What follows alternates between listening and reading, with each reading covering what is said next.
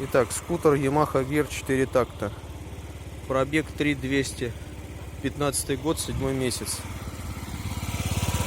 Куплен мною месяц назад. Недавно приехал, услышал посторонний звук. Звук вот такого характера.